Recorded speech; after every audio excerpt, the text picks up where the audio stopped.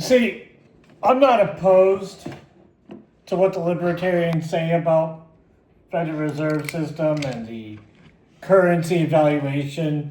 They have their opinion. They're entitled to it. That's the American way. You have freedom of speech, all that other stuff, and they can do whatever they want, basically. You know, they can say whatever they want about anything. That's just how it is. If you're looking at my screen right now, I am in the process of writing my own OAuth or Open Authentication System. And the reason why I'm bringing this up is because this has something to do with property rights, valuations, and property rights. Right now, you're only seeing the error log. It's a very large error log. I have all these bugs I have to fix. This is the course of action I have to take.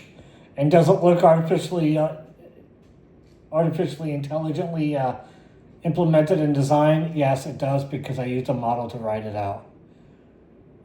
I use models a lot. I use them extensively because I have a vested interest. I have been involved with the development of machine learning for over a decade.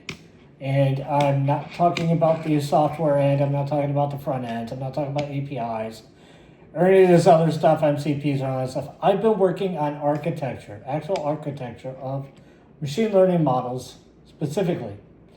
I have a few machine learning models that I came up with, specifically myself, and some of them are industry standard, some of them are very well known, some of them are, open source models that some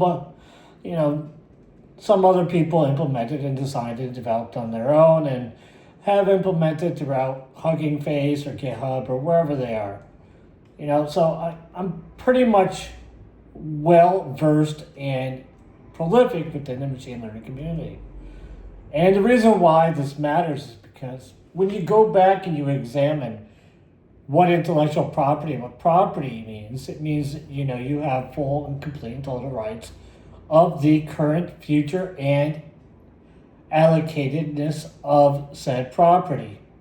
So that basically means that this is the understanding of libertarianism as well, is that you have total and complete rights to what it's going to be worth now, what it's going to be worth in the future, and what it should have been worth at any point in time. With this understanding, now you understand why the Federal Reserve System, which is not a government-affiliated institution, they are a private banking system with a contractual and legal requirement to deal directly with the U.S. government. They are a bank. It is a banking system. They are the absolute top of the banking system as far as who's in charge of what. But at the end of the day, they are a part of the banking system, a privately owned banking system. They are private equity. Do you understand? The Federal Reserve is private equity. Now, despite your complaints about this interest rates and all this other stuff, at the end of the day, the Federal Reserve System has complete and total control over what its own product is doing and what its own product should be priced at. Complete and total control. They're a private institution. They are basically a private equity firm with a unique configuration and unique situational establishment. I don't know if I would call them the kind of pattern like an S corp, but the way it's actually built is more like a multitude of trusts with legal entity status as well as legal protections against certain ramifications like legality, like arrest. They do crimes and stuff like that or any of that nature. You can't exactly arrest them because legally they're just operating within the guise of their best interests. Now, I have my own reservations and moral and ethical issues with some of this stuff, but you have to understand complaining about the interest rates is not going to get them to change them. You need to actually make an argument for the starts. Like, you actually have to be rational for them to take you seriously. I've been able to speak with them myself on several levels, but I had to make my arguments very rationally logically and consistent. They do listen to reason. The members of the Federal Reserve Board do listen to reason. They do understand the conversation. They understand the argument. And they will listen to you if you're being rational. You're not going to get them to listen to you just by yelling, "and the Fed," or one of those other multitudes of things that are just not going to happen because, well, the Federal Reserve has its hooks in or something like that. I think it depends on how you view it. If you view it as being malicious, then obviously you're going to view the situation as being malicious. Without regard to any of that, the guys at the Federal Reserve are just not going to listen to you. They're just not going to, because they're under no obligation to comply with your price demands and your price change demands for their product, because the U.S. dollar, as we understand it, and the Treasury bill is the Treasury bill is the government's product, and the Federal Reserve is the Federal Reserve. The Federal Reserve note is the Federal Reserve's product. So the banks are selling this to the government for interest, like some kind of interest bearing, whatever. So you understand, like, this is not a normal relationship. It is a contract that the government has with them. And for you to go around blaming the Federal Reserve System or the Federal Reserve themselves for the sins of government is a weird situation. You could blame them for the debt and all that, but part of the agreement that the Federal Reserve guys have with the federal government is that they extend a line of credit to them, and that is obviously a serious problem for long term. But there's no point in addressing that conversation in any other way than what I just said, which is it's their product. It's their product. They get to determine how much they collect on it, how much they don't, whether they're successful or not. They have a monopoly on it. Like, do you understand? They have a government-enforced monopoly. If you had a problem with your life, you'd not be able to afford to live or anything like that, it's definitely the government. It's not the Federal Reserve at that point. Interest rate has very little to do with anything. Inflation is not caused by the Federal Reserve System. It's caused by the government spending more than it actually can produce. And the government itself doesn't actually produce anything because their only product is defense. Taxation is an inflationary act. It does not create anything. It causes, or rather creates, the situation of demand by which the currency is forced to be used. Nobody's going to go and pay all their taxes in the proper gold and silver ratios, because the proper gold and silver ratio is actually U.S. coins, not actual gold and silver. It's U.S. coins made of gold and silver. So now that you understand the whole problem, you can understand why your solutions will not work. Your solution doesn't work because you're trying to fix a system that isn't even a system. It's not the system. You can't tell a private company in the United States of America how to evaluate, price, or control their own product. Nobody can. Not even the federal government can do it. So the federal government can't mandate price controls because it's actually illegal. Which also brings up the point that rent control, which is in place in a few cities, including New York City, is also illegal. It's been found unconstitutional more than once. Good luck getting New York to change it, because New York City just does, well, actually, the government, they're fully aware that it's non-constitutional, unconstitutional, it's illegal. I have yet to see anybody actually do anything about it.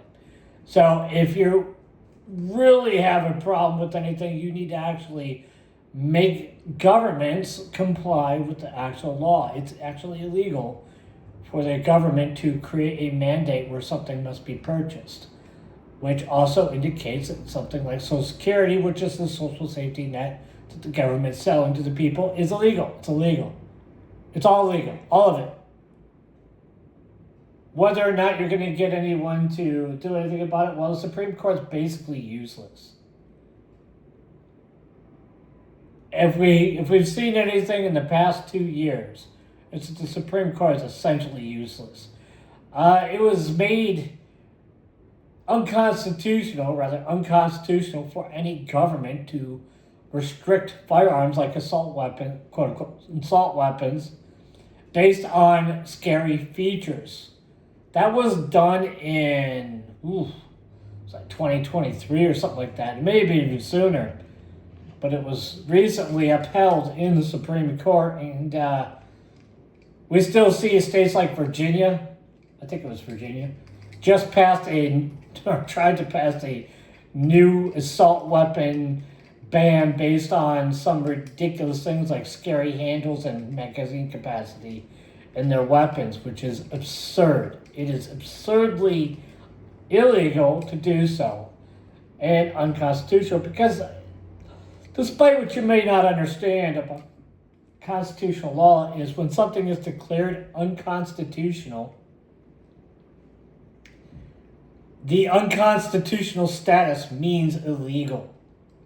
It means it's not legal for that jurisdiction, that state government, that city government, that county government, whatever it might be, to pass a law to do said unconstitutional thing.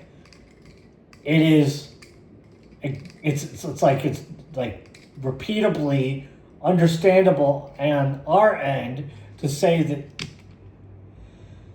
these jurisdictions do not comply with the law. They are not only they violate the law constantly. It's a real struggle. I can comprehend why some people might be a little confused on why that is a little confusing, because some people might not be aware that, unconstitutional literally means this is illegal within the confines of the borders of the United States of America.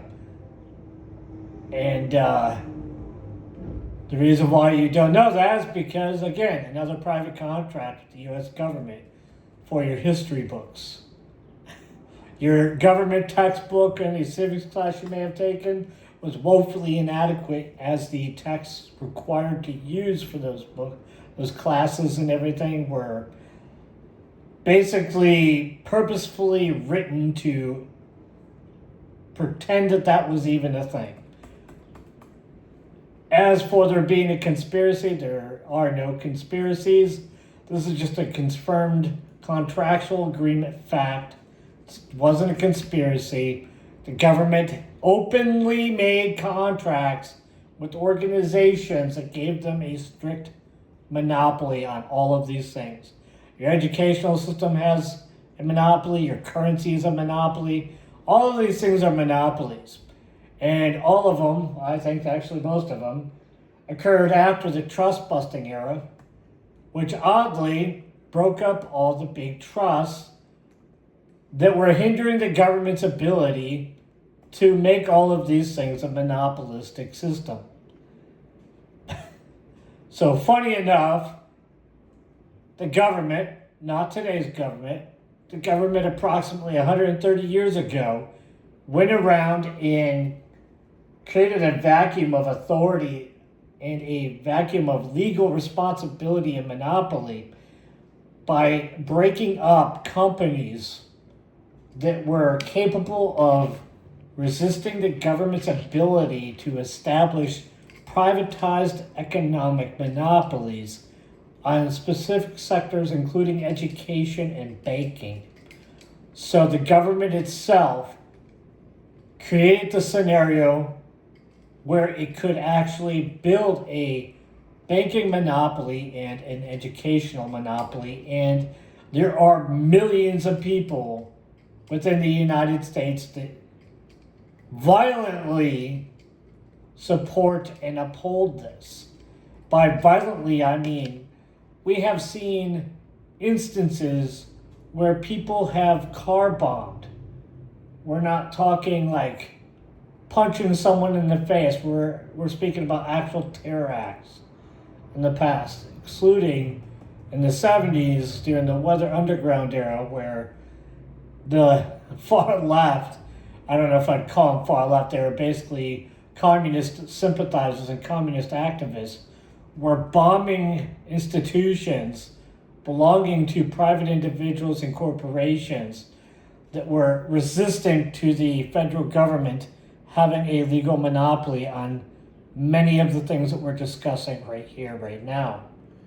A lot of our problems that we see now, the overspending and all of this other stuff that we had perceived, is merely stemming from the fact that they used violence and force and attaches and brigands, private contractors, or if you're not aware, pirates.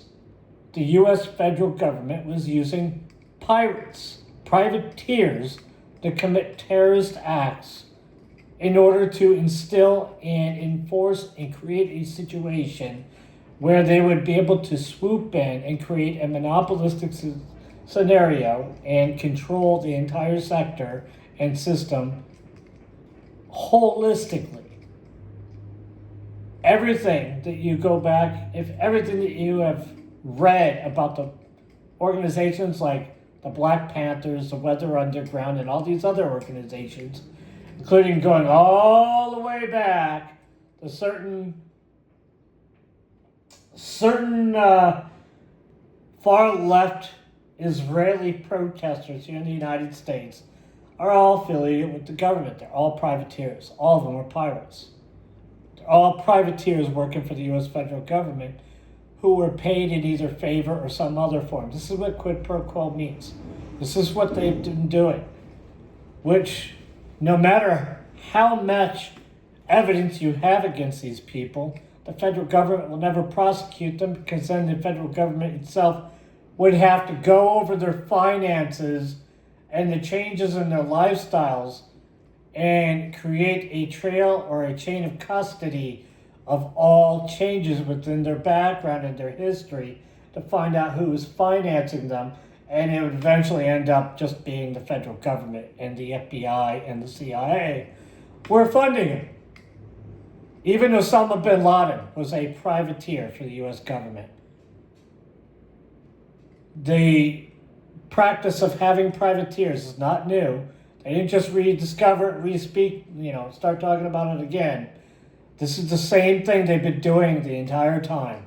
The federal government has been doing illegal things using private contractors and backdoor payment systems.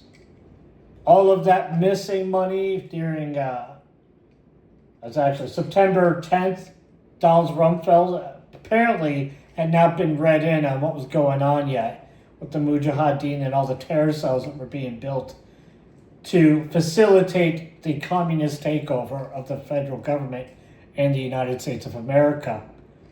Obviously, Donald Rumsfeld finally was read in, or they just kept him in the dark and manipulated him, which is the typical way that Mossad does things.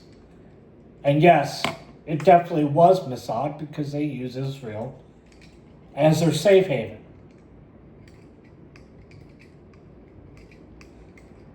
And yes, there are a lot of records to confirm everything I just told you.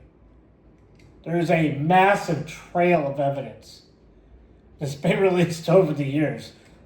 And it has nothing to do with Alex Jones. This is actual documented information from the federal government's releases, from FOIA requests, after action reports,